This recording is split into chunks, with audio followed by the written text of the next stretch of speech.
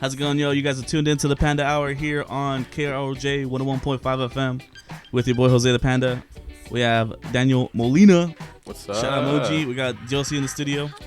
What's up? Yeah. Hey, all right, the tech was chill.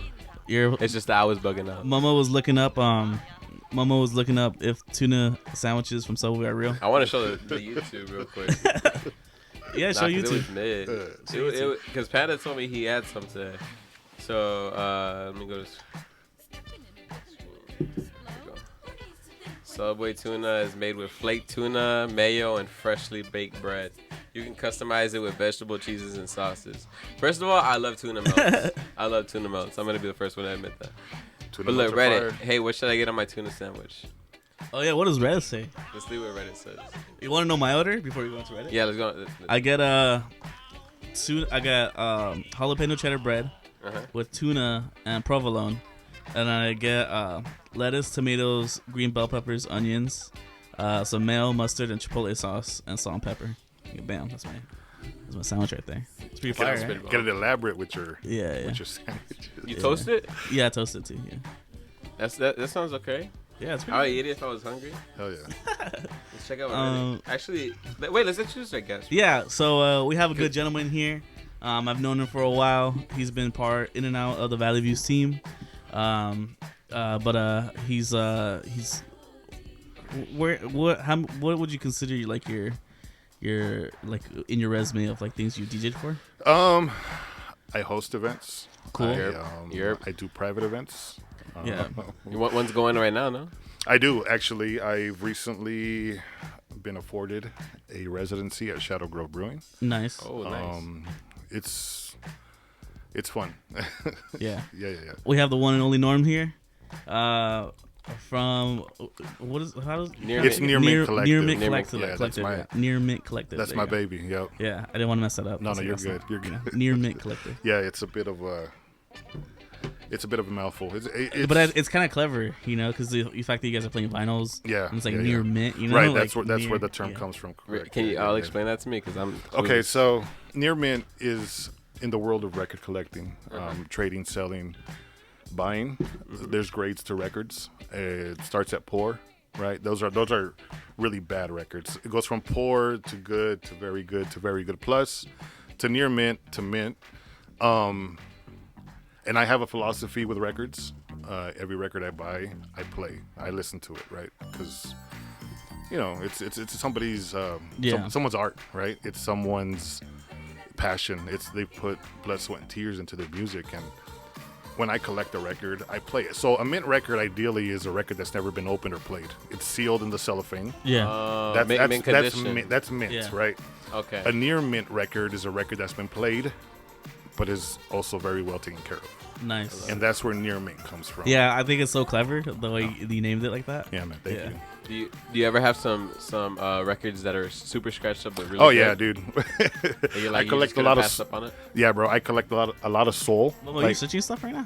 No, we're good. We're good. My bad. No, you're good. I collect a lot of soul records. So when you get into collecting older records, you do get a lot of records that have some wear and tear on them. I do always search for records that are a little more in pristine condition. Yeah. But you do come across those that you can't pass up, even though they're worn out, But yeah. No, you've put me on like a good amount of music in my past. Like I want to say like at least a handful of songs. Dope. I was trying to actually look for one today, but I couldn't find it. It was this one beautiful song. It had a nice little motif in the song that would like play every other bar. It was beautiful. It was one of I forgot. Was it in one of my IG stories or something? Nah, you played it when you played it one time when Records Arise was playing for the Alpha Market. Okay. Yeah. Yeah, and then but it was beautiful, and I put it on my playlist. I was listening to it for like a little while. Dope, man. I was trying to look for it for the song today, but I couldn't find it. Really? In any of my playlists, Man. because I have so many playlists. I hate so that, bro. like, that happens. You know, sometimes I'll come across a song and then I'll lose it in the rotation. There was a while where I knew the name of it off the top of my head, but then like this was like 2022, 2023, yeah, it's been a minute, and then it just kind of phased out, Yeah, and I was trying to look for it today. I was like, oh, what song is it? I couldn't find it. Yeah, that's a bummer. No, I mean they don't come back around. That's it's somewhere in my way folders. it goes. Yeah. Lawrence put me on too. He put me on to that There's a Light That Never Goes Out, but Spanish. Oh, the Spanish version. Yeah, I forgot. I can't say the name. Hay una luz que nunca se apaga. Yeah, something like that. So you played that. I was like, whoa, I got that on 45. That's tight. Yeah. No, yeah. You guys, well, you specifically, because you're on. I'm gonna say you always put on some records that are really good. You know what, man? I appreciate that. I try to every time I spin records, because I DJ. I have a controller too, so I do digital. You got a big setup. Right. But when I do records, I have a lot of records, bro. Like a lot, and I always try to bring something different. So yeah, I just like introducing new stuff to people that maybe they haven't heard it before, Yeah. You always got to play the hits though, right? Like that's the thing, right? If you don't play the hits, man, people lose interest so fast. And it's kind of a bummer because for me, I like introducing people to music they haven't heard before, That's really my goal. I like to share music, bro. That's always been the drive for me, So for sure, yeah. Did you ever burn CDs? Mm-hmm. Did you burn CDs, Panda? Yeah. Well, I didn't personally burn them, but my family will burn them, and I used to have a CD player, like a CD Walkman type of thing. Discman. Discman. Yeah.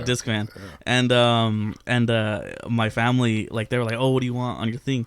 And it was all Akon music besides besides one song, which was Kanye West, Day and Night. So it was like it was all Akon and bro, I'm gonna age myself real quick. Not Day. Was it Day and Night or? Oh yeah, it was Kid Cudi, Day and Night. My bad. I was thinking of something, a collab between both of them. Yeah, it was Day and Night though by Kid Cudi. Okay. Yeah, bro. I used to make mixtapes off of the radio. Like I would hit a little kid, bro, just hitting record. I would wait for the DJ to stop talking. I love that. So I would record songs make mixtapes off of that, bro. Yeah. Nice. I'm aging myself. I used to. I have a similar story. When I was like younger, I used to have like a very cheap like phone. It was probably like my dad's phone or whatever that he didn't like use anymore, and I found it. And like while we're listening to music on the radio, I'll like record it and I'll be like DJ Z Boy and put it back, and act like I was the one DJing it, whatever. That's cool, man. Yeah, it was so lame. But so lame. I like how you like. No, man, that's the stepping stones to look at you now. You're doing it, bro. You're living it. You're living it. You're doing it. Yeah. You're grinding, bro. Thank you, man. Yeah, it's rough, man. I'm not gonna lie, it's work, man. But it's fun. It's fun work. For the people who like don't know you as much as we do, like give like a deeper introduction on who you are. My name's Norm. Norman. I grew up here in the Valley. I grew up here. My childhood was over like towards Sun Valley, North Hollywood. But I moved to Sylmar in '98. And I went to high school at San Fernando High School, graduated 2001. So, yeah, I'm definitely aging myself. But for as long as I can remember, dude, I've been crazy about music. It's always been a driving force in my existence. So, yeah, man. And then I've been collecting records for maybe a good 15 to 18 years now. Yeah, I definitely think of you as the person that I know with the biggest collection of records. Yeah, man. I've always collected stuff. So before I collected records, I collected CDs, and before CDs, I collected cassette tapes. I still collect cassette tapes. I don't collect CDs anymore, but they're coming back. If anybody's listening and want to start buying CDs, they're coming back, dude, in a big, big way. So cassettes have been back. Vinyl has been back. Yeah. CDs are making a comeback. So you have a cassette player? I do. Yeah. You have a nice setup. I do. Yeah. I imagine it's clean. I make cassette mixes using records. So like I have my record. I have a controller. I'm sorry, a mixer hooked up to a tape deck. Nice. And I'm able to make mixes off of records onto cassette. So, that's cool. Yeah. it's a little fun thing. Why do you think like CDs are coming back? Why? Oh, because everything old comes back, guys. Like everything old always comes back. Yeah. And I think streaming is cool, like very cool, right? Everybody, it's in your hand, dude. It's, you don't have to carry. It's not cumbersome, you know. It's in your phone. But me personally, and I know a lot of other people like physical media. It's the same thing with VHS. People collect VHS. Yeah. Even though VHS players aren't readily available anymore, right? But people love collecting those things because there's something about having something physical in your hand, you know what I mean? When you collect the LP, by the way, guys, I'm sorry, I'm speaking in terms that people might not be familiar with. The LP is the big record, the 12-inch record. The 45s are the smaller ones, the 7-inch records with the bigger hole. Those are 45s, and LPs are the big ones. But, you know, when you collect the LP, a lot of times these LPs have cover art, back art. They have inserts with like booklets of artwork or like the lyrics. Oh, there's a poster inside too. It can be a ritual, you know what I mean? Yeah. Putting a record on and sitting down and listening to it and really absorbing it and kind of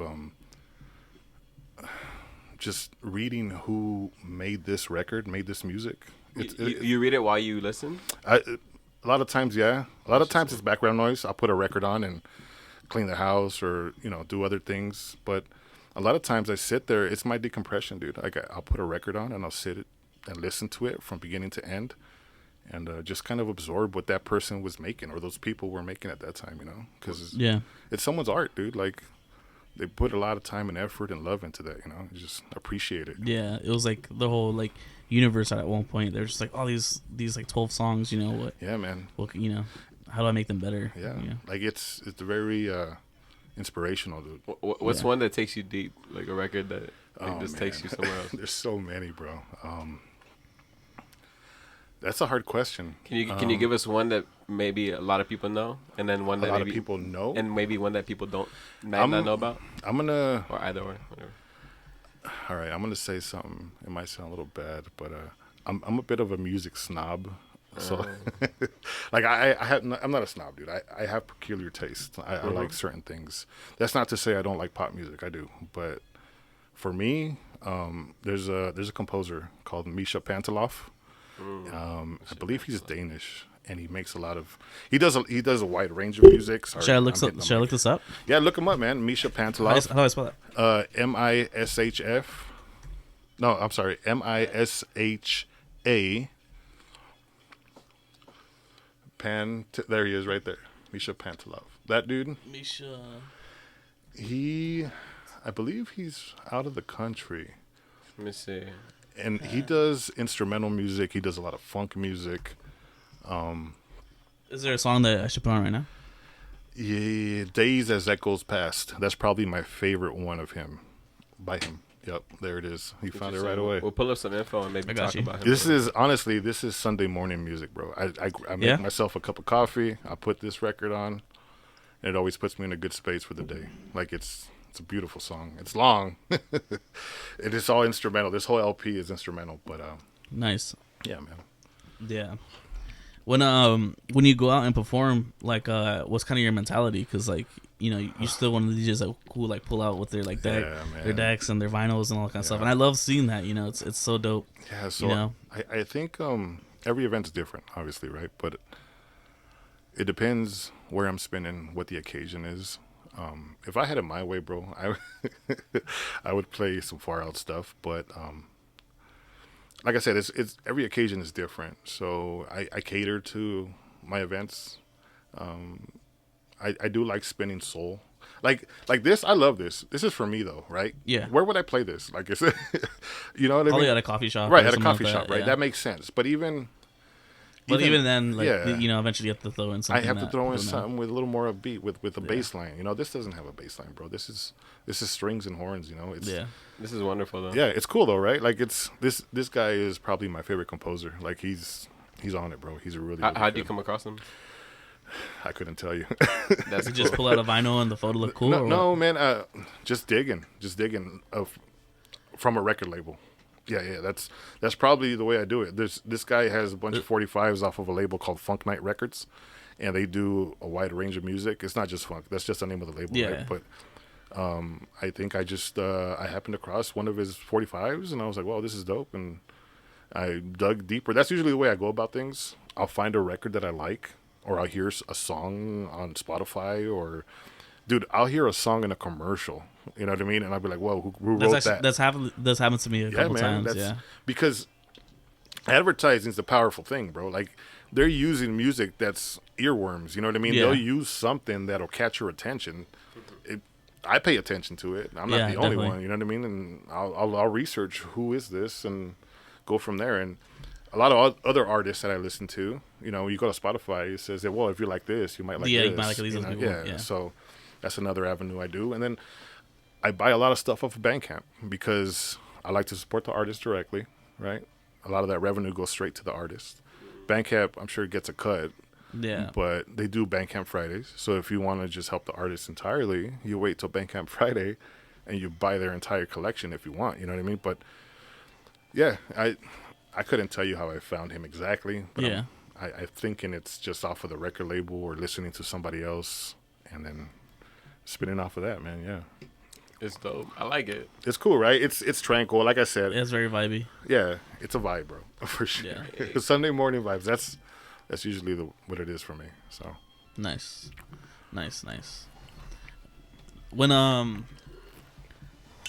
When you listen to music, there's people who listen to like the vocals, and there's people who listen to the instrumental. I definitely see myself as like the person who starts listening to the instruments and all that kind of stuff. Yeah. Yeah, it's really like nice when I like run into like another person, I could tell like, oh yeah, they're listening to like the harmonies of the track and like what the instruments are doing and like what chords they're playing and all that kind of stuff. So yeah, man. Yeah, and you have like a really good taste in music, man. Like Thank you. You have that. Like put me on some couple songs. Dope, man. I really do appreciate that because like I said, that's my driving factor. I like to share music with people and put people on to new artists and maybe even an old artist because I do find old soul songs that I've never heard. It might not be new to somebody else, but it's new to me, which means it might be new to somebody else too. You know what I mean? And if I can find that on vinyl and share that at any of my shows or any of my gigs and stuff, you know, that's kind of cool, right? That's definitely. Yeah. It's I feel like sometimes it's an uphill battle just because, like I said before, people do like the familiar.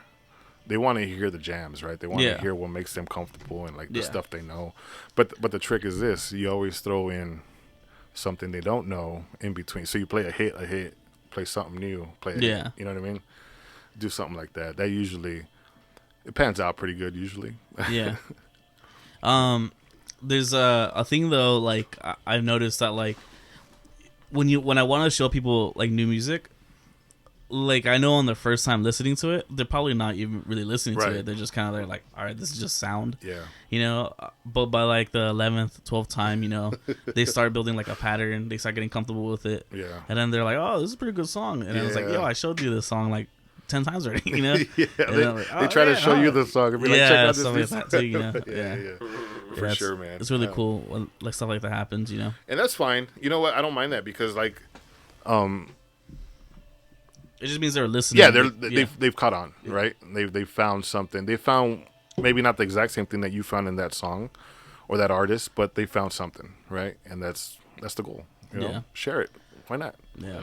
And then like a thing about music is like, you know, with music you kind of you build memories to it. Oh yeah. So you know I kind of this is what kind of annoys me a little bit about today's culture when it comes to consuming music, because it listens to like an album and like the first day it's out, it's like, oh, it's fire or it's not, you know, and it's like no, like it just came out, like like how can you tell if it's good? Like you just build some memories with it first, you know, like play it in different couple settings, and then when you like kind of like start enjoying it, then decide if it's a good album or not, you know, like don't just the first listen just like tapping through trying to figure out what's the hot stuff just so you can post on your story and be like, yo, I'm listening to it, you know. Yeah, it's kind of a trend, right? So yeah, you have to spend some time with that stuff, you know, like right off the bat you're not gonna like everything you hear. Yeah, that's it, you know.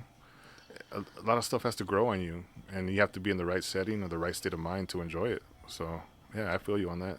Yeah, when you find a song, does it become like the only thing you want to listen to? Sometimes. Yeah. Well, not the only thing. I'll tell you what, man. I'm very. Not disconnected, not distracted. Kind of just, I'm always searching for something else. I like if I find a cool track or a cool artist, I'll listen to it like extensively, but I'll throw it in rotation with stuff that I'm already listening to. Does that make sense? Yeah. So like I'll add it to a Spotify playlist if it's on there, right? Hopefully it is. Usually it is, but a lot of times when you find an indie artist, it's not on there. Yeah. So you have to go out of your way to keep listening to it. But yeah, man, like I will throw it in. I don't try to burn a song out. Yeah.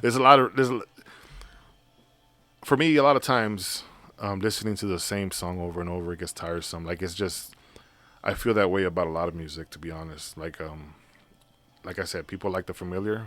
When you're DJing, they want to hear something, and they want to hear what they're familiar with, and that it kind of irks me a bit, you know, because I'm tired. Because I'm personally tired. You're tired of it. Yeah. But yeah. So what you guys think of that jam? It's good. It's good. Nice. I felt like I was floating. It's different, right? Yeah, I feel like I was floating. For sure. Yeah. I think that's a vibe that a lot of people are looking for, though. You know, like a more chill vibe. Yeah. Like, I think people would right now would like are looking to pull up to. Well, are you still at Boldevi doing that? Thursday nights? They're actually, guys, if you're listening to this, go over to Boldevi. Okay. And they're DJing right now, actually. One of the proprietors, Dave Bernal, he's DJing, and my partner, Rick from Records and Shout Rights. out, Rick. Shout out my boy Rick. That's my right hand, man. That's my boy. That's my ride or die homie, man. Like he's me and him have been through the ringer, you know. Like, How long have you known him? dude, we met in 1998. Oh, snap. Trippy. Yeah, bro. We've been homies for a long time. You said, is that when you moved to Selma? Yeah, man. I played football at San Fernando, and I met him through there. But yeah, okay. Yeah, we met in '98, and we've been boys since, man. Like close, thick as thieves, man. We've been through. So I can't even talk about it out here. I don't want to expose my boy. Shout out to Rick. Shout out to my boy Rick, Rick's man. dope. Yeah, he's cool. He's cool. Yeah, he's I like when I run into you guys, you know. Yeah, So man. it's like, hey, you know. I'd like to see you guys too, man. Yeah. Definitely. Especially because like I know you guys are like music nerds too, so it's Yeah. like, all right, you know, For like, sure. Yeah. It feels kind of like easier to kick it with you guys because like the couple times I have ran into you guys and I was like, oh, maybe I'm not sitting with you guys, but I'm sitting like next to you guys or around you guys. Yeah. Just because I don't know, it's just easier, you know. Like Yeah, you know, for sure. It's someone, a comfort zone, bro. Yeah, Yeah, because you know, I mean, I know you guys are good people, and Yeah. I hope you guys know that we're all good people too. Oh, yeah, of course, yeah. Because all of us, I think we share a common theme in like community. You know what I mean? We're big on that. You know, like I'm gonna say I don't live in the area anymore. I bought a house up in Quartz Hill, like West Lancaster. Okay. In 2019, so I moved up there. But I'm down here all the time. I work downtown LA, so I'm in the valley and I'm in LA all the time. But yeah, this is my heart, bro. This is where I grew up. This is my formative years. I come back here as often as I can. You know. Yeah. All my gigs are down here. I don't do anything up there. So I just recently answered that situation too. My apartment's in Hollywood. Oh yeah. Yeah, so for the first time, I was born in Hollywood, and then around like 10, 11, I moved to the Valley, and then I've been here. You know, I just turned 27. Yeah. And so like I'm back in Hollywood, but like I want to say 3 to 4 days a week I'm coming back in the Valley doing stuff. You know. Yeah. Yeah. Yeah, man. This is home for me, bro. Like my heart's here, dude. You know, everybody with exception to my family, because my family's up there. You know what I mean? Everyone I love is down here. You know what I mean? Like this is it. You know, and I want to, dude. When I was growing up here, it didn't look like this. It was kind of rough, dude. Like it's come a long way. You got the San Fernando Brewery, you got Shadow Grove here. You got Boldevi, the wine bar. Mm-hmm. You got Truman House Tavern. Yeah, right I love next that door. place. Yeah, man, that place is cool, man. Then you got some other spots popping up. You got the Dog House that should be opening up at some point, right? Yeah. A la Diabla. A la Diablo. Yep. You got Hanzo. They used to be Courthouse. Now it's Hanzo right there, right next to Shadow Grove. And all those restaurants on McClay, dude. Like it wasn't as nice as it is now. You know Yeah, what I mean? it's a nice vibe now. Yeah. Like you kind It's of changed cruise down McClay and just kind of like drastically. and you kind of just like see it popping. Mm-hmm. You know, there's like a kind of like a nightlife now here and all that. You know, If that existed when I was in my 20s, I probably wouldn't have gone through a lot of craziness in my 20s. You know what I mean? Like it would have kind of kept me centered here, but yeah, it's changed drastically in a good way, in a very good way. That's good. Yeah, man. Good to know. Yeah. What do you think about is there murals allowed in San Fernando or not? Is that a thing?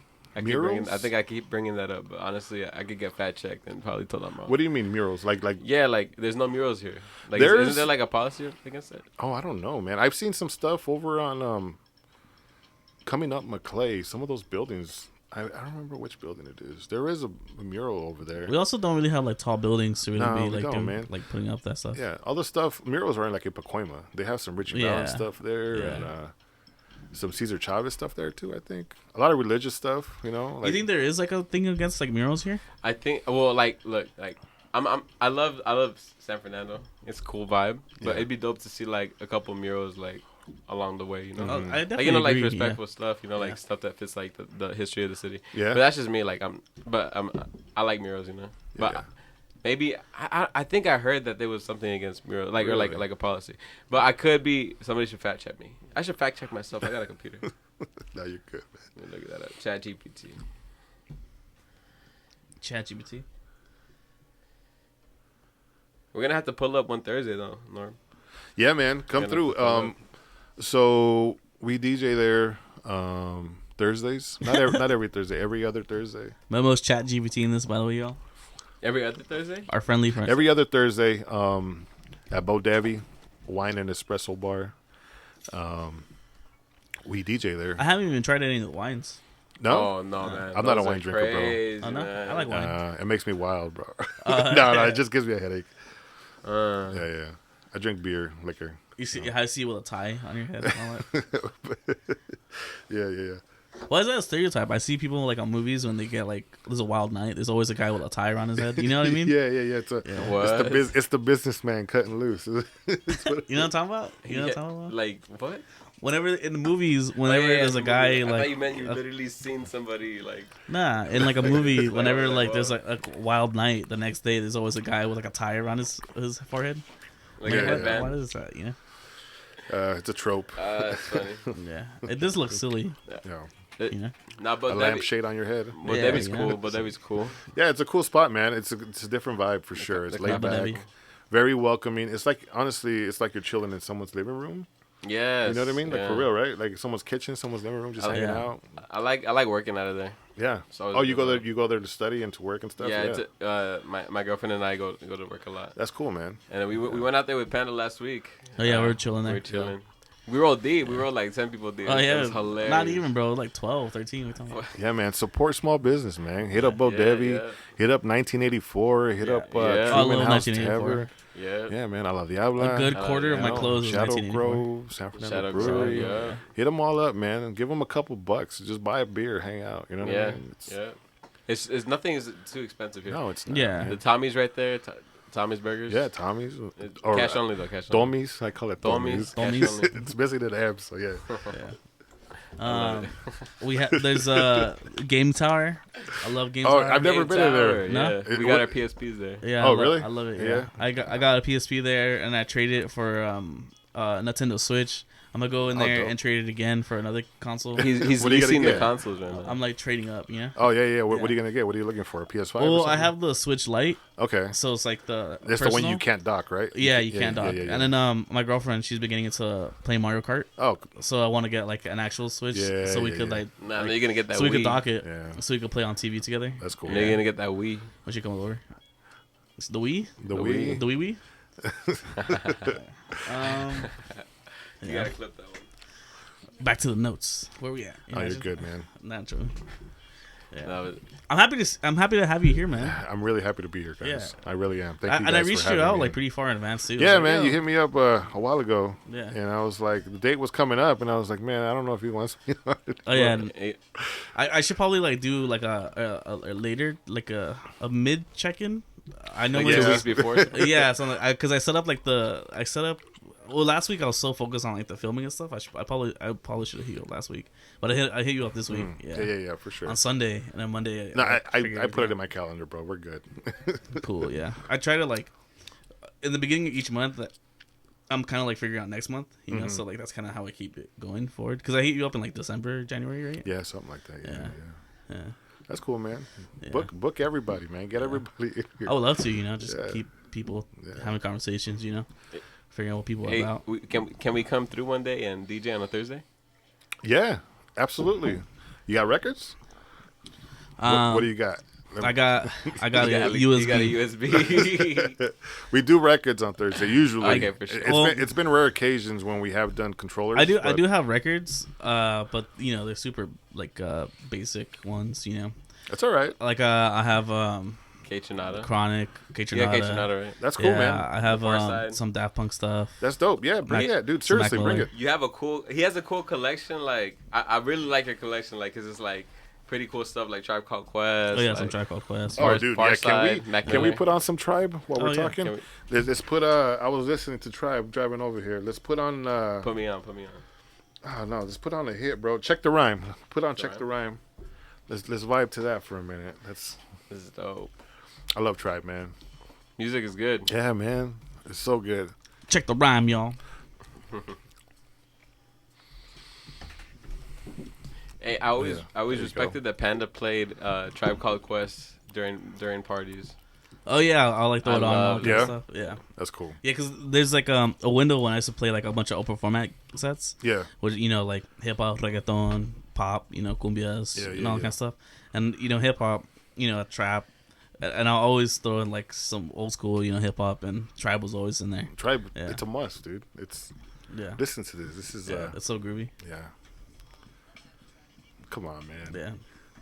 Yeah, it's beautiful. I love Tribe. I remember when I first found Tribe, I was like, "What is this?" Yeah. And then, like, it just, and I remember like at the time in high school when I was into them, like everyone around me, they're all playing like trap, like modern day stuff, and I was like, "Nah, like this is way better," And yeah. The grooves are just like so infectious, I agree. and like Yep. the production is so clean, and yeah, it's just good, and like I just love it.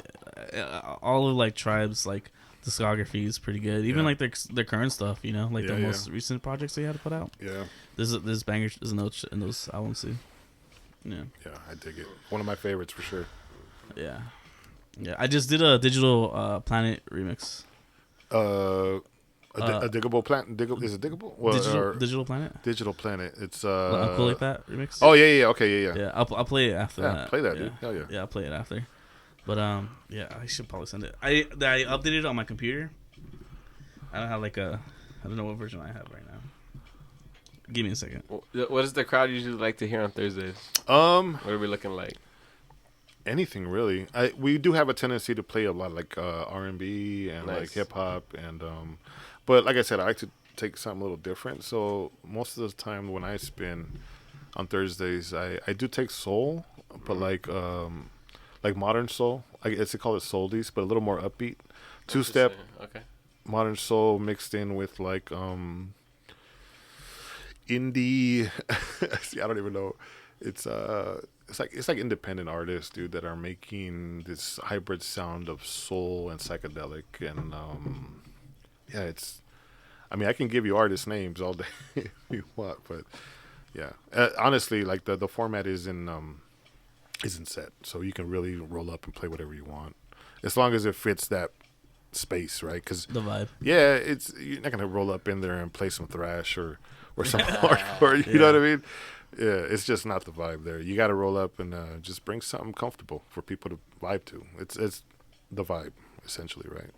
But the residency I have at Shadow now, it's pretty much open format. When people ask me what vibe it is, I just tell them it's a Sunday vibes. Whatever that means to you, is what I want you to spin.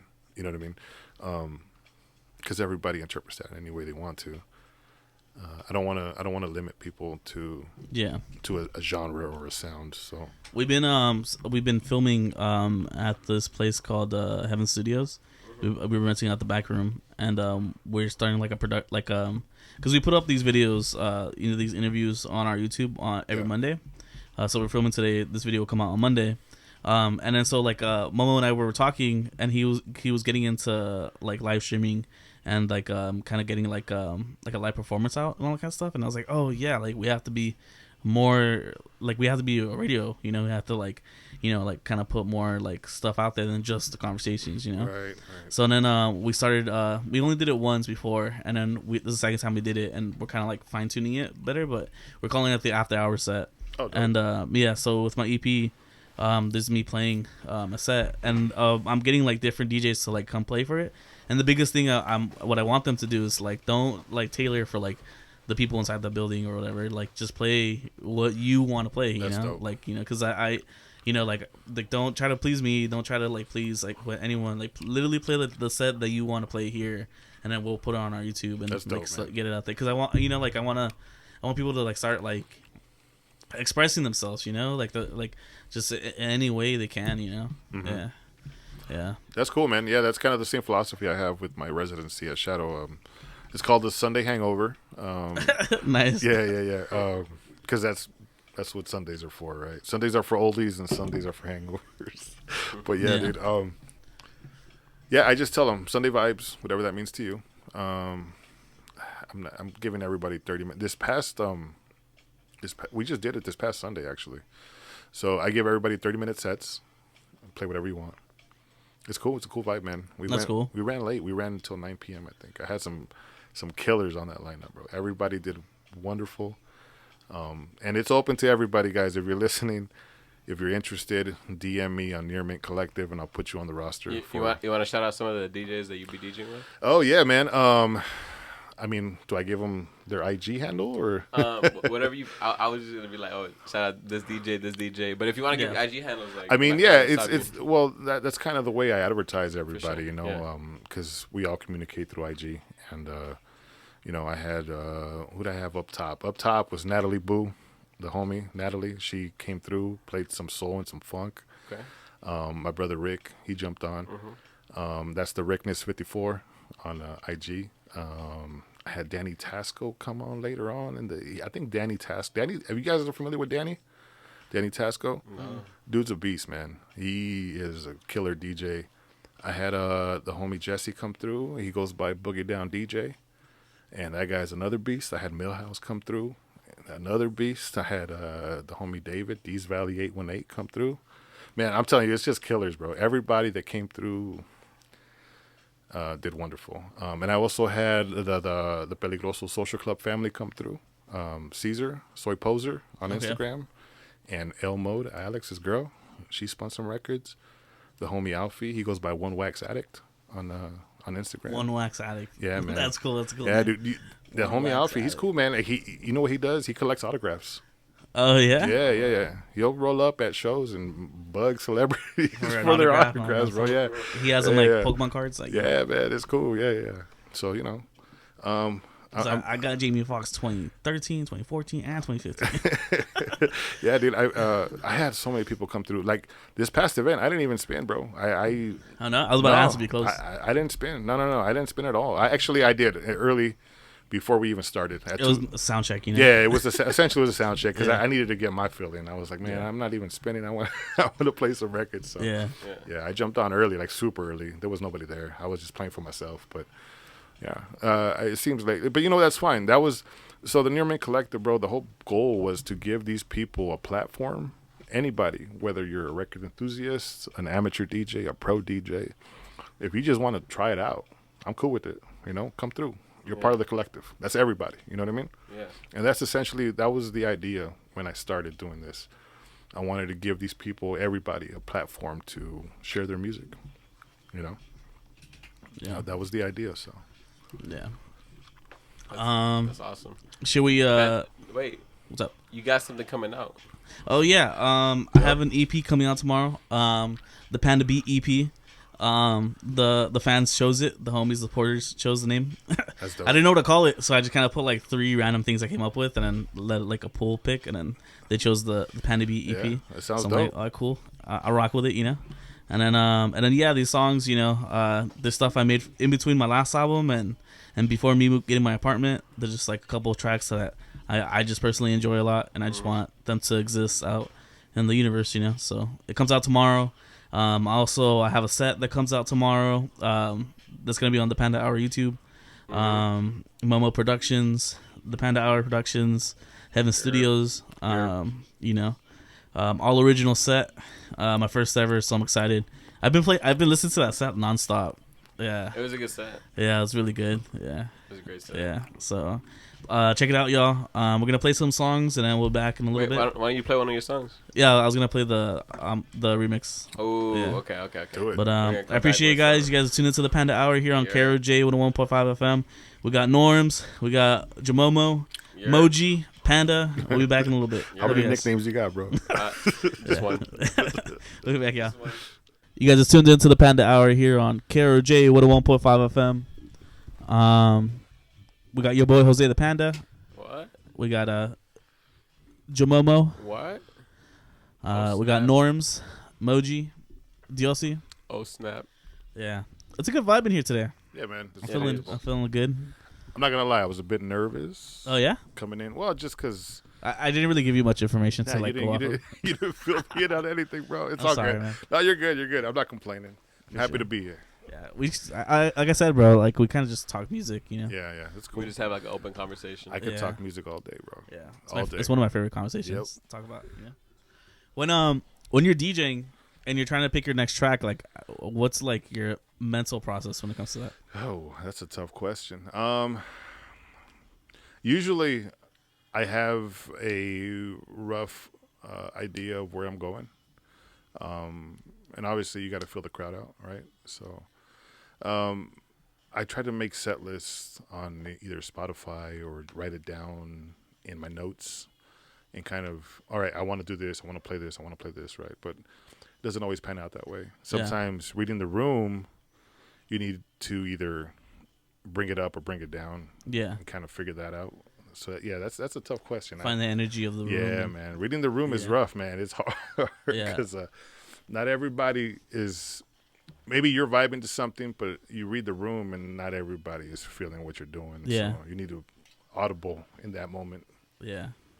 I think I think if I had to I think me in music, I like people like will say that like you're talented or you're like lucky or anything like that. I think it's more of like when me in music, it's more of like I just like creating, you know. Mm-hmm. I think that's like my where my like talent comes from. Is kind of just being creative, and it just so happens that my favorite format to be creative is music. Mm-hmm. But one thing that I feel like I do have like a talent for, and like something I am like something that I recognize that like I have a really good job at doing, especially when I'm DJing, is reading a room. Like for some reason, like the universe blesses me with like putting on the right track at the right time, and, and hearing that pop, you know, like that pop is so addicting to me, and like I could get like multiple pops throughout the night, and then I could talk to like a homie who's like, you know, DJing for a while, and he's like, nah, dude, I have to play like a certain set list, and then hopefully it's a good set. Yeah, and I'm like, damn, like I'm just grateful that, you know, I could just, you know, you feel out the crowd, figure it out, and see what. Cool. Then, you know, I think that's the only like lucky thing I got in music, and then everything else is just I just love being around it, hearing it, talking about it. So I just become more knowledgeable of it, you know. Yeah. But yeah, that's, you know, I'm grateful for that. Yeah, you know? Dope, man. Yeah, that's I think that aspect of it comes with time. You know what I mean? Like with experience, reading the room and kind of feeling the vibe, and also being confident in your music. Mm-hmm. You know, like understanding that, like, you know.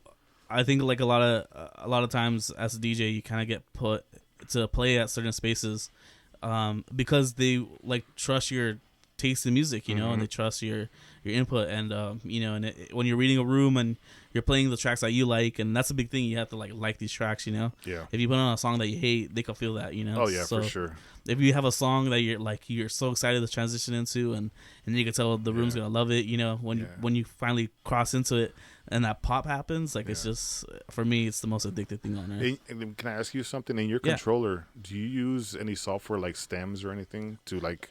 No, I know that's a current trend right now. Like I know a lot of people are using stems, but on my mixer I use an RX2. Okay. So you can connect the laptop to it, but I don't use a laptop. You have a standalone controller. Yeah, it's a standalone. Yeah, that's what I have. And too.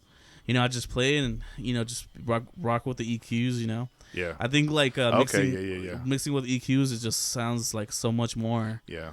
It just sounds cleaner. Like it's something about like every transition, like you're taking out the drums of the actual track and you're putting in the new track. It just, yeah, it sounds more like produced and all that kind of stuff, but a part of it also doesn't feel as like raw. I don't know what the feeling is different, you know? Yeah, I feel you. And maybe that's cool for some transitions, but I don't feel like every transition needs to be like a stem transition. Yeah, no, you know? for sure. So like you're just kind of beat matching. Yeah, right? beat Tempo match. matching, Yeah, beat matching, and then beat match, and then I play them, and then bass swap, and then high pass filter the last track out, and then pull the volume down, and then I'm into my next track. Sometimes I put on effects, or reverb or delay. Yeah. What controller? Sorry to cut you off. What controller do you use? I use an RX2. Okay. It's a Pioneer. A Pioneer. Yeah, so it's record box. That's cool. Yeah. Oh, okay, yeah. I use a Denon DJ Prime 4 Plus. How is Denon? I love it, man. Yeah, I love it. It's very intuitive. That's what I like about it. It's That's good. Because like I've always been records, right? Yeah. For a long time, up until very recently, when you start getting booked for private events and doing records at private events, you're limited, right? You're limited to what you bring first. Also, like hauling around turntables, records, a PA system. Yeah, it's heavy. It's heavy. It's a lot. It's cumbersome. With a controller, you're not dealing with records. You just kind of you plug in, set up your PA system, and you go at it. Yeah. Yeah. Yeah, you kind of like you have a lot more flexibility because like a computer has so much space and a flash drive has so much space, but at the same time, like I don't stream any music when I'm DJing, so I am like you are somewhat limited. No, locked down to like what I have, all that kind of stuff, and but like I'm nowhere near like limited to like rolling up with like a milk cart or tray of decks, of vinyls, and so I do have like more leeway, You know what the most annoying thing? I guess annoying is the appropriate word for it. The most annoying thing when you're mixing with records, somebody comes up and asks for a request, and I'm like, dude, like I have a crate of records. I don't. Where do you want me to pull out ABBA Dancing Queen from? You know what I mean? Like, I don't have that. That's not what I'm spending. Dancing Queen. You know what I'm saying though? Like it's happened. Time of our life, bro. It's happened. It's happened. I'm literally doing like post punk and dark wave, and somebody be like, "Hey, you got Dancing Queen?" I'm like, "What?" Yeah. What? You hear what I'm spinning, and we're doing records. Where in the world would you ever get requests that you actually have though? Sometimes, yeah. Is that an okay experience, or is it still? That still bothers some. I'm gonna be honest, because I'm doing something. You know what I mean? Yeah. But I'll placate people. I will. I'll throw if I have it, and I'm like, all right, cool, yeah, that's a dope track. I'll probably play it like in 2 or 3 songs, but I'll play it for you. Yeah. You know what I mean? I'll work my way to it if I have it. Right? Yeah, most of the time, like if it's a gig that like if I'm playing at like a private event, I have an aux with me. I'll play the song, and then what I'll do is like I'll look up like what tempo the song is at, and then I'll DJ out of it. Oh yeah. Just kind of beat match it. Try to beat match. Dude, that's rough. Off of aux cord, try to beat match. Yeah, it's pretty easy. I mean, well, because I'm dealing with everything digital, so like rewinding the track is like so much easier. And, and all I'm really doing is hitting play, and I could once I hit play, I could like figure out what's going faster and just pull it back or push it forward. That's not a problem for me. Dope. That's talent, bro. Yeah, I can't be like, oh, this is. Well, actually, a little bit, just because I understand genres and I understand like what tempos they might be recorded in. Yeah, I might not be like 100% like, oh, this song's at like 96, but but it could be like, oh, this is hip hop, so like it should be around 100, plus or minus, so between like 1 I know, and 120, around there, and I know house is like 120, 130. Yeah, 120, 130. Yep. Yeah, so it's like it's not the most difficult thing, but it is, at least still for me, I'm pretty sure you have like a lot that sense for you is a lot stronger than it would be for me. Yeah. Beat matching, right? You can only do it with so many genres, right? Yeah. When I'm spinning soul records, you're literally playing a record, swapping over, playing a record, playing a record. But when you're doing like hip hop or dark wave or post punk, new wave or freestyle, any of that fun stuff, that's fun for me because that's when you can show off your beat matching skills and kind of transition and make it work and stuff. So yeah. No, yeah, I when I play like everything's digital, but when I'm doing it, but like I'll go from like hip hop to like reggaeton to like a Fergie song, and then go like kind of like work my way to like a Pitbull song. Yeah, and, well, like, all that works together though. Yeah, you know yeah, what I mean? Yeah, you're not venturing too far off the spectrum of any genre. You're kind of staying in the same ballpark, you know. Yeah, So. and I don't, and like when I'm at a tempo, like let's say like a song's at like 96 and I'm playing at like 103. I don't like bring it down to 103. I just kind of stay at 106 just because like that's where the room's already energy's at and all that kind of stuff. That's what I'm playing at. And then so I'm like, if I'm already at the tempo and I know by the end of the night I'm trying to be faster. Yeah. You know, then I'll just keep it at the tempo and kind of work, you know, my way down there. Yeah. You know, it's hard to keep. I will say this: it's hard to keep the same energy consistently. At least I've experienced that. Just because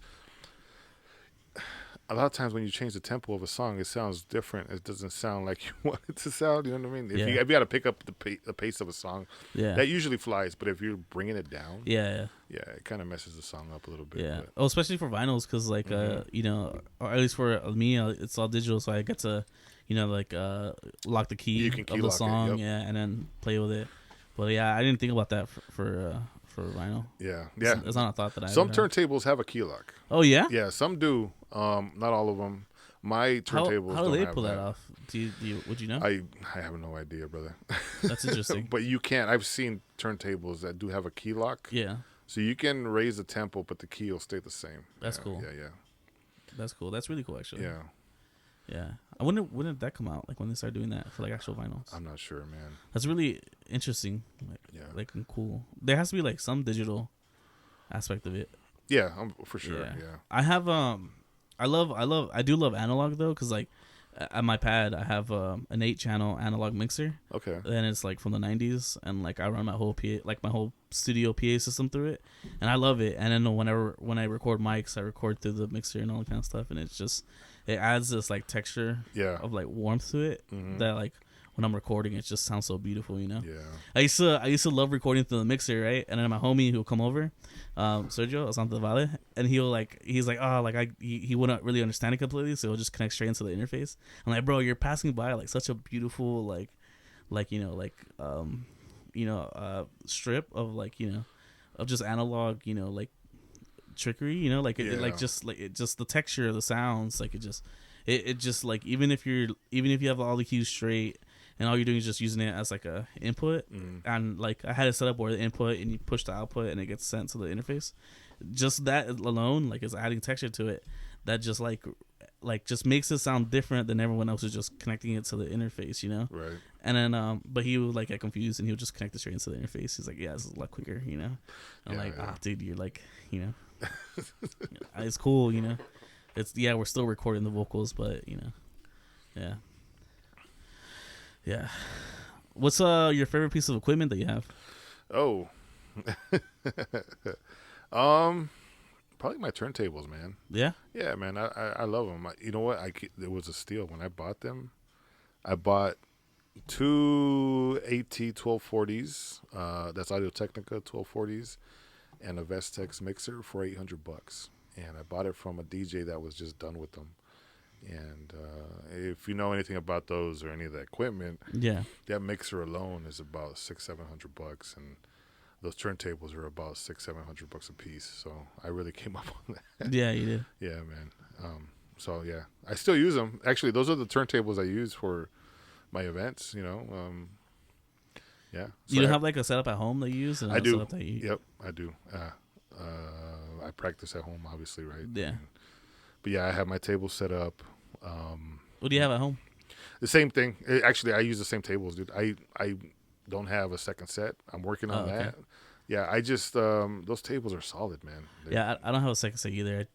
I have a space for my decks, and I just plump them when I'm not using them, and they just sit there. And when I want to play a little bit, then I'll like turn them on, and it's already connected to my mixer, and I'll just play it. And when I do need them, it's just two cables to disconnect and take off the power, and then put it in its travel case, and then you know. What do you have, a flight case? You use I have a flight case. That's cool. Yeah. I use it for my controller. I use a bag. Yeah, because I have I use a DJ table, and I'm a tall dude. I'm 6'3", so like I don't like working off of a folding table. Yeah, that's the worst for me, dude. I hate it because my back starts hurting. Yeah, I hate that too. So I have a nice table that actually comes up to my height. Nice. You know? So yeah. Yeah, no, I have I use a foldable table, and then I take out the case, and the case it sits on top of the top part, and then the decks are on top of that, which give it like the right amount of height. You get about an extra foot off of that, right? Yeah, probably more actually. Yeah, and I'm not using the correct case for it.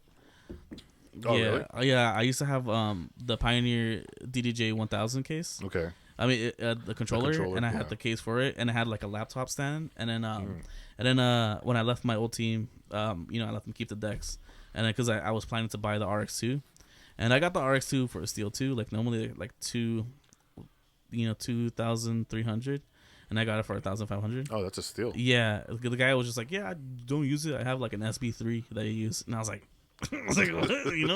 I'll buy it, give it to me.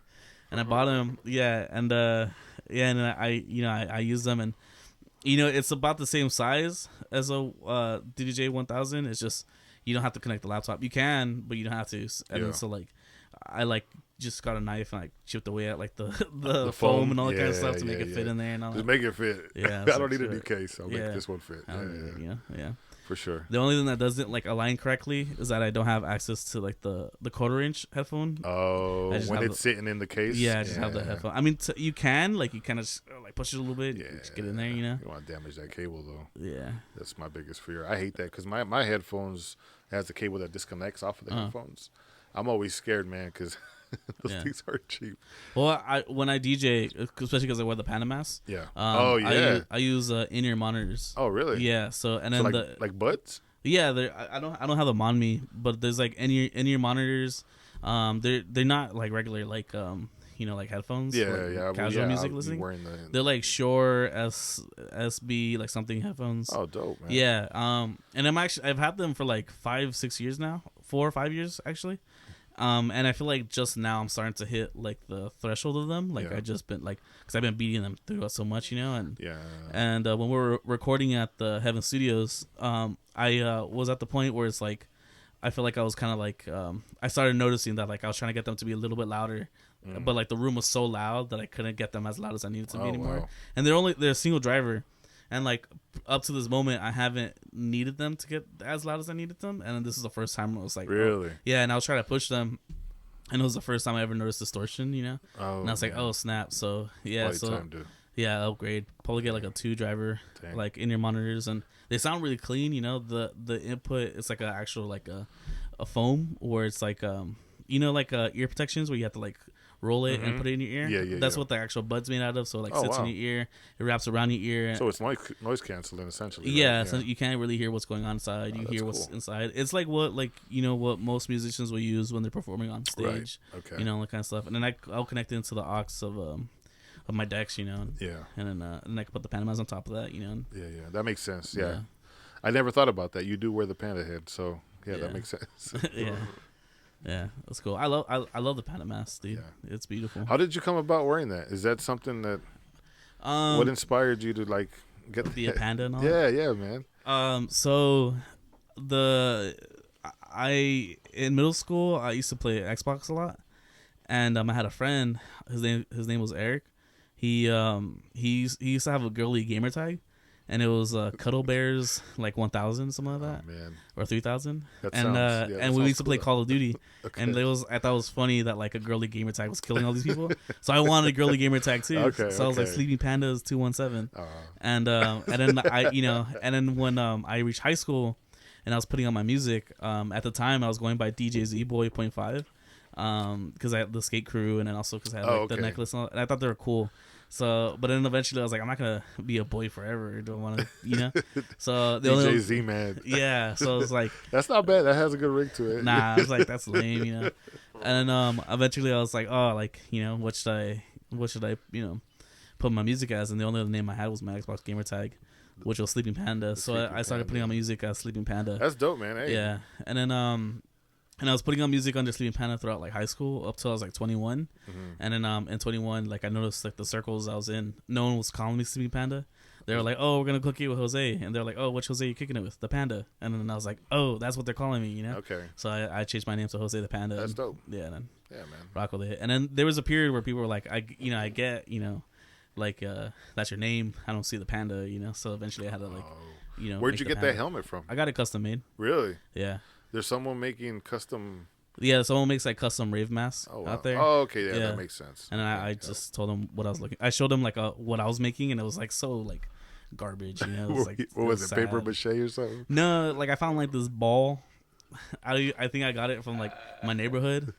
Like they had like a lamp with a ball on it, and then I cut out the eyes, but I did such a like shoddy job cutting out the eyes, and I got a styrofoam ball and I put it there, and then I showed them like, oh, this is what I was trying to do, and I just never finished it, you know, and I was already doing like a plushy Panda mask, and then I told them like this is what I was kind of looking for, and he was like, oh, okay, and he showed me like some mock images, and I was like, bro, like that's it, like, that's exactly what I was trying to do. That's cool, man. Yeah, and then you were gonna do like a furry.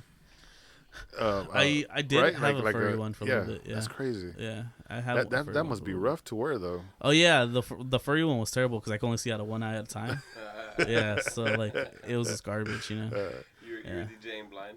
Yeah, I was, and then but now with the Panda mask, like I love it, but it gets hot after a while. Really? And it has like terrible circulation, so like I haven't wanted to puncture holes in the back, but I'm at the point now. It's like, let's poke some holes, let's buy some fans, drill some, huh? Yeah, let's you know actually like tour, because I want to wear it longer, you know. Yeah. If I'm at a festival and I'm not DJing and I don't have to care what I'm looking at, I could wear it all night. Yeah. But it like when I'm DJing, I gotta be like so precise in what I'm doing, all that kind of stuff. I could only wear it for so long, you know. Yeah. That's crazy. Yeah.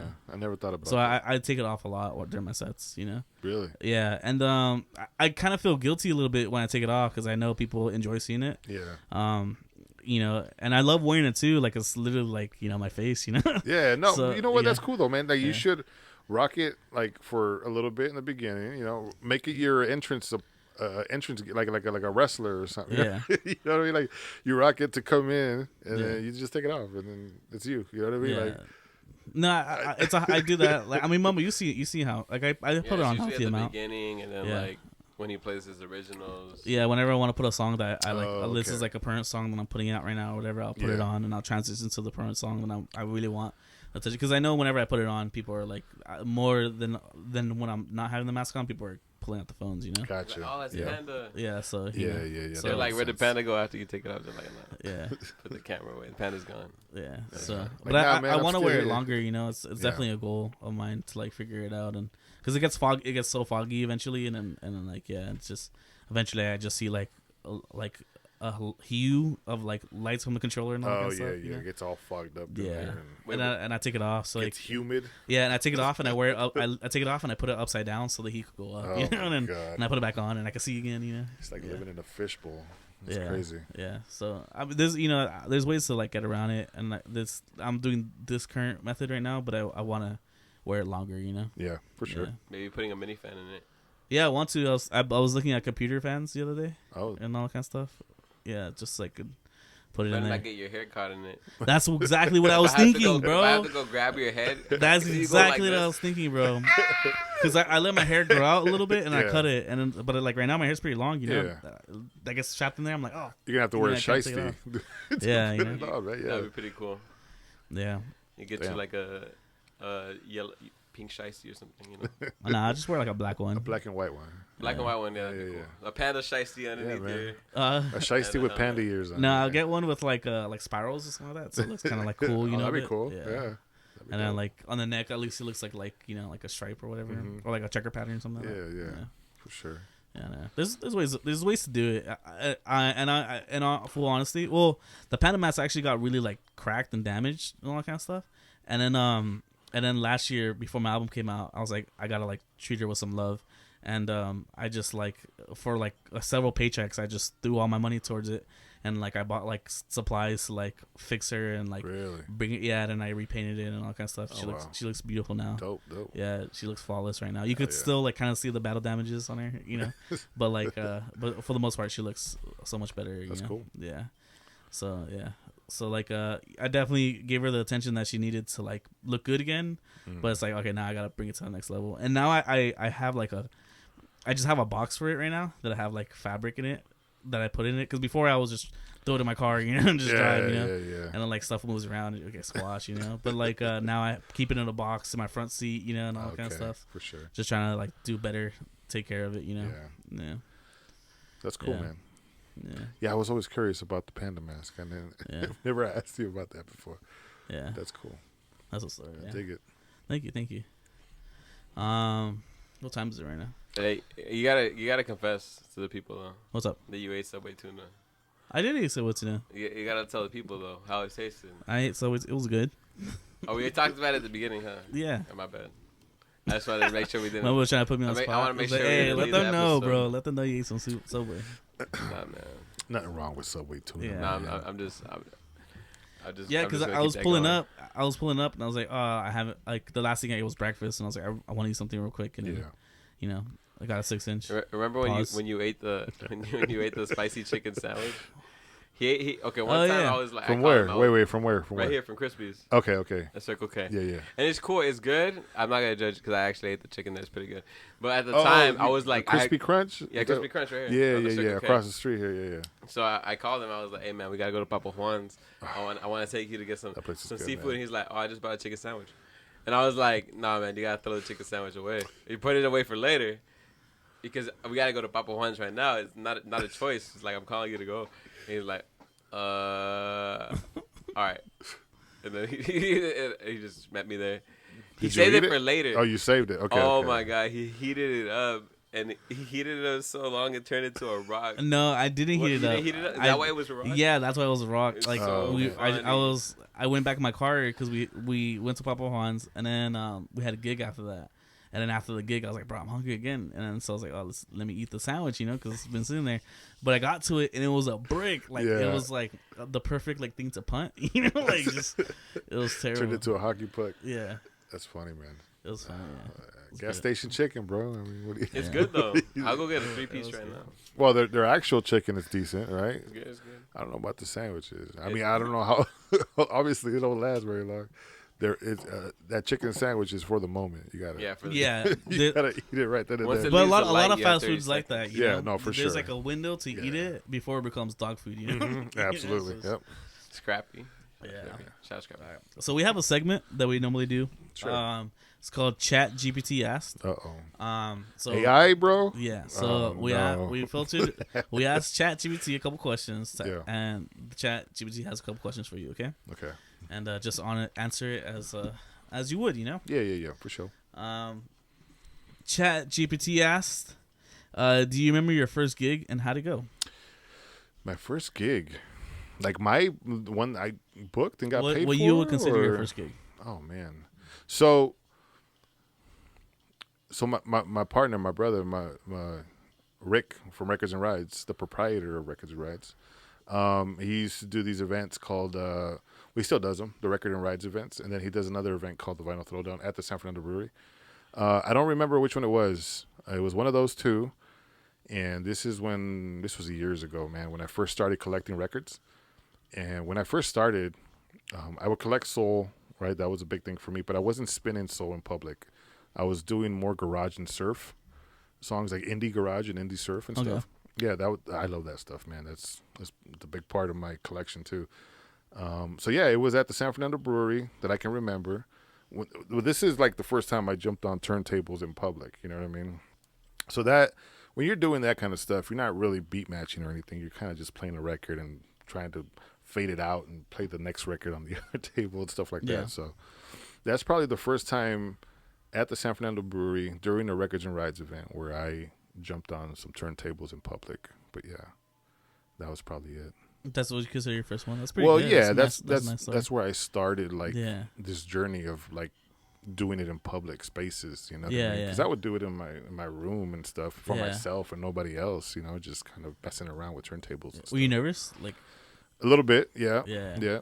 Yeah, man. I mean, at the end of the day, you're just background noise, right? That's kind of what I've learned doing this. So, but also... My bad for cutting you off. When I first started DJing, I used to want people to like listen to the music. Yeah. And then I realized like, if everyone's talking to each other over the music, that means they're enjoying themselves, which is a good song, Yeah. You're just background noise, bro. And that's kind of what I tell people too that are doing it for the first time at my events. Yeah.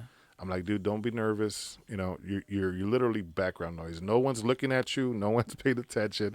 Everyone's drinking beers or whatever they're drinking, and they're conversating with their friends. You know what I mean? Like you're just there to provide ambiance. Yeah, for my stance was like I was producing the tracks, so I was like, oh, I want everyone to listen to every hear little your- millisecond, yeah, you know. to And I hear your realized music. like, yeah, and I realized like, the goal isn't for them to like notice every little detail. The goal is to have them enjoy themselves with my music in the background. Yeah, yeah. And then once I got that, I started becoming more confident, like showing people my music, and then, yeah. But that was a huge turning point for me. Yeah. You know.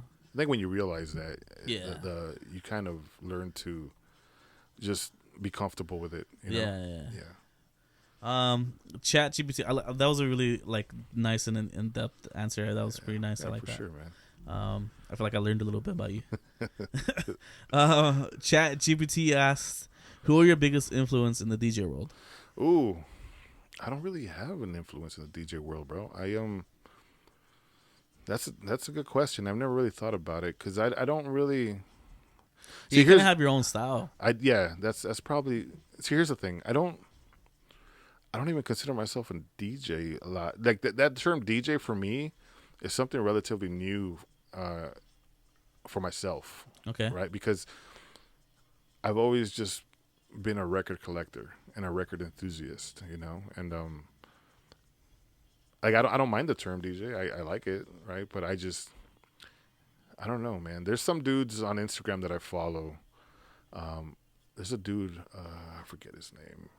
I think he's Japanese, and this guy is a beast, bro. Like he mixes jazz and R&B and hip hop, and I don't remember his name, but I like his stuff quite a bit. So yeah, DJs, producer DJs, dude, I love Premier, DJ Premier. Yeah. Man, RZA. Yeah. You know what I mean? Yeah. Guys RZA, like that, dude. yeah. Pete Rock. Q-Tip. Yeah. I'm trying to think. Yeah, I don't really have like influences like that because, like you said, I do have my own. Yeah, your own thing. vibe, your own style. You know. Yeah. Yeah. No, that's a good answer, man. I like it. You know. Chat GPT asks, how do you stay updated within the advancement in DJ technology? So like I said, I have a Denon DJ Prime 4 Plus. I kind of just see what Denon puts out and go from there. Like so stems, that software stems is new. Yeah. To that. And how do you feel about stems? I don't, because I know you got my stance on it. Yeah, it needs a little bit of work. I will say that because it does work relatively good, but I feel like there's different algorithms. Like different softwares have different algorithms, and those different algorithms like are like better than others. Cause like the one that like Rekordbox has built into them. Yeah. There's I know there's a bunch of phasing between like the frequencies and all that kind of stuff. Like it might take out the drums, but you get phasing of like the synths. You still hear it. Yeah. Yeah, and stems is the same way. That's what I'm talking about. So like it does need a little bit of work because it'll isolate certain parts of the music, right? Yeah. It'll isolate the rhythm, the bass, the drum, and the vocals. And you have those 4 options. Yeah. But when you isolate that stuff, you still pick up a little bit of the other things. Yeah, the phasing. Yeah, a little bit. So it does need work. You know what software has a really good stem separator? And I use it all the time to produce like my remixes of songs. FL Studio. What is it? FL Studio. FL Studio? Yeah, it's a music production software that you use to create like music, you know? Yeah. And in one of the most recent updates, there's a stem separator. So you like load up a sample and then you could like click like stem separate. Yeah. And it will like extract the stems for you, and then you could like fully manipulate. And it's not in the sense of like stem, like you have the stems to DJ them. You have the stems to like produce anything with them, you know. Okay. So it's kind of like ripping a sample apart and like really like playing with it, which you know, with me when it comes to like my remixes, it's in the past it's always been difficult for me to make a remix because either it felt like a knocked off of like an original, you know, like I feel you know, like it just felt like a song that like I wasn't trying so hard on, or B, it just felt like I was trying so hard to remake the original that like my version of it just sounds like a cheap original, you know. So it's, you know, so then with like the stem separators, I'm able to like get the stems, you know. All I really do is just put a house beat to it, and then I can play it in my sets, you know. Yeah. So it's like that's, you know, how I enjoy that. For that I don't really enjoy stem separation for mixing, like DJing wise, but like I do enjoy it for music production. To make your own. Yeah, I feel you. That's cool. Yeah. Yeah. I noticed in other softwares there's a lot more phasing. Yeah. Yeah. It needs more work. That's the truth. That's it's just gonna over time with updates and for that sure. stuff. Yeah. So that stem software, that's like for my controller, that's pretty brand new. That's came out in the past couple months. Yeah, because Serato put out theirs, and Serato's pretty good. The stem separation is pretty solid when it compares to like virtual DJs or record boxes. I haven't tried Denims, but like from what I've seen, Serato is probably like the cleanest version of it. Mm-hmm. And then I don't even play it enough with a record box to even like really say how good it is. But most of the time I've listened to it. I've heard a bunch of like phasing. Yeah.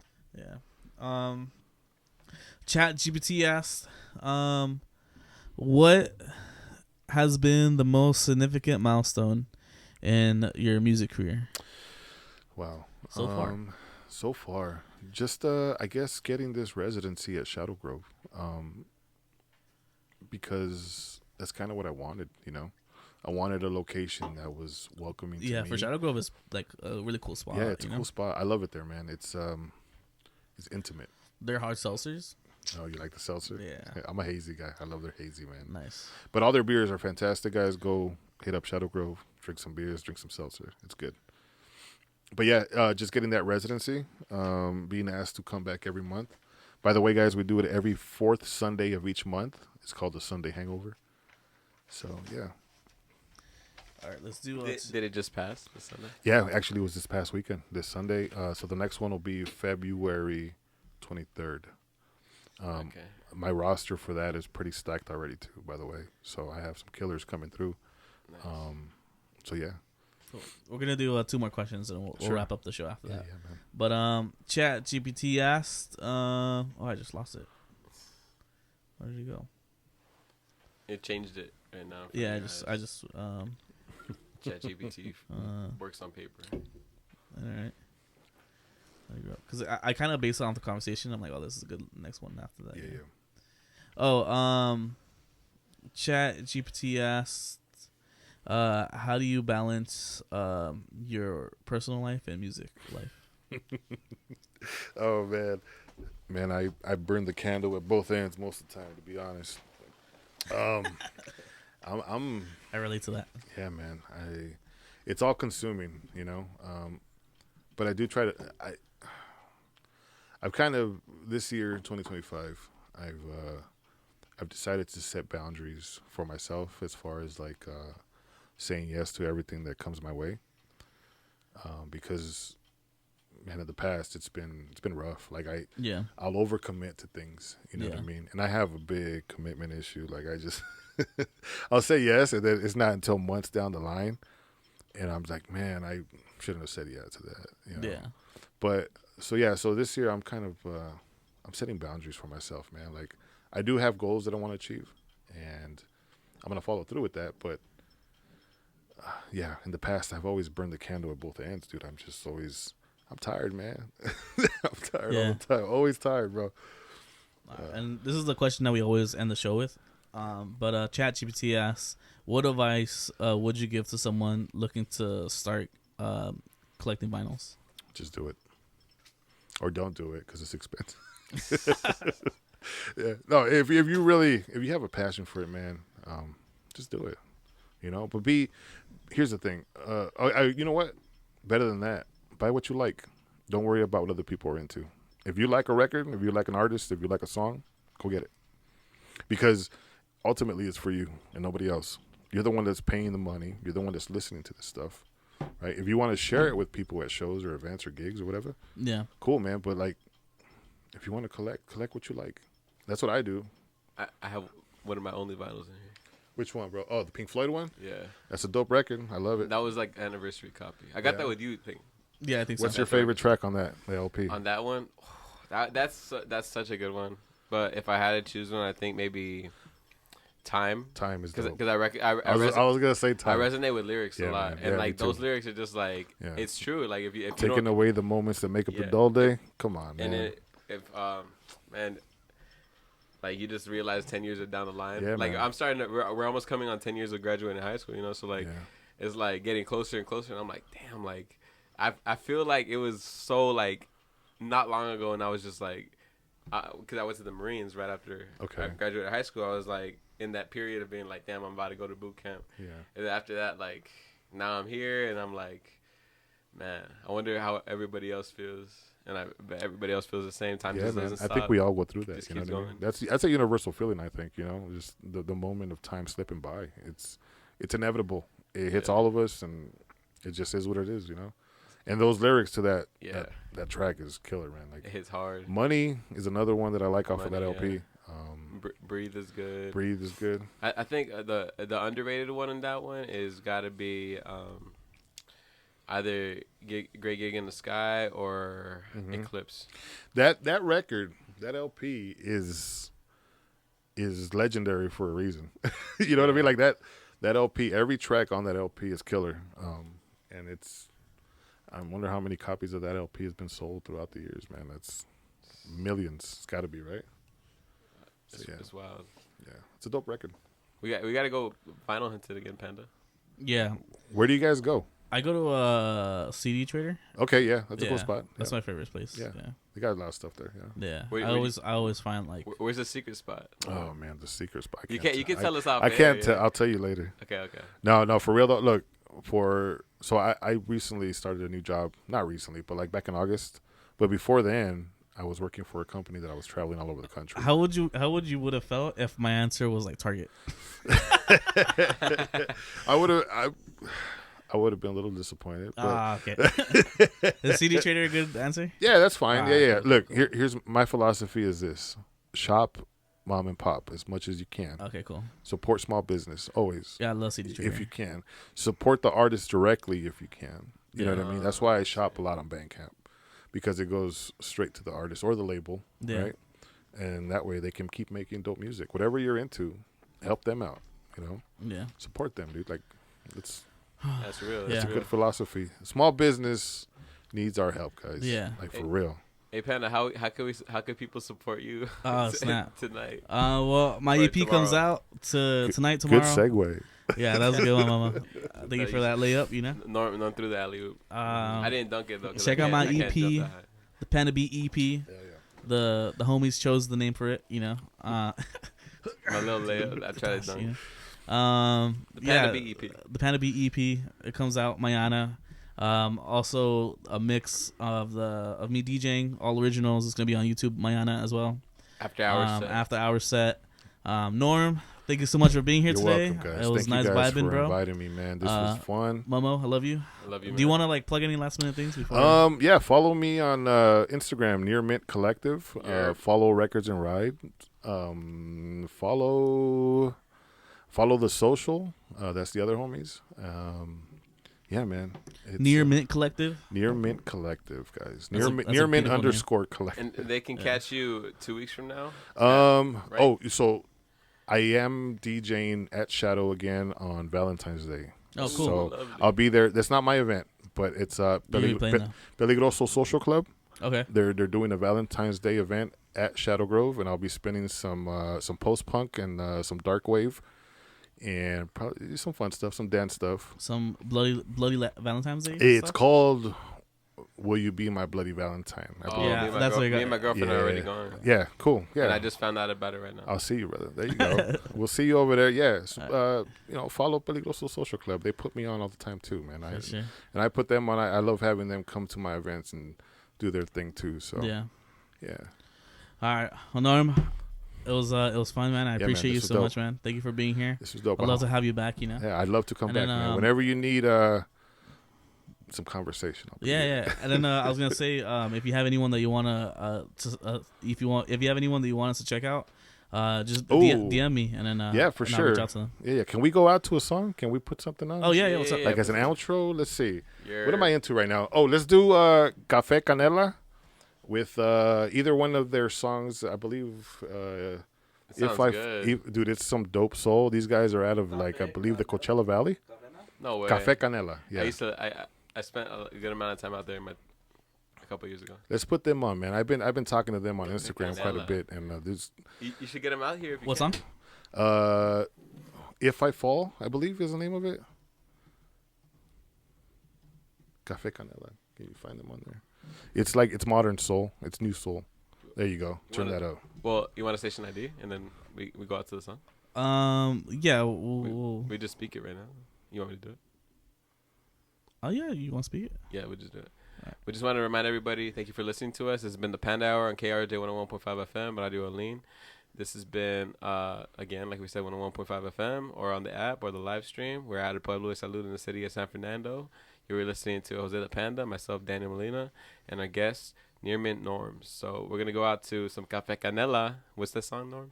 If I Fall. If I Fall. If I Fall. So check them out at Coachella Valley. They're dope, man. Let's start this early weekend nice. All right. Bye, guys. We'll see you guys later. Bye.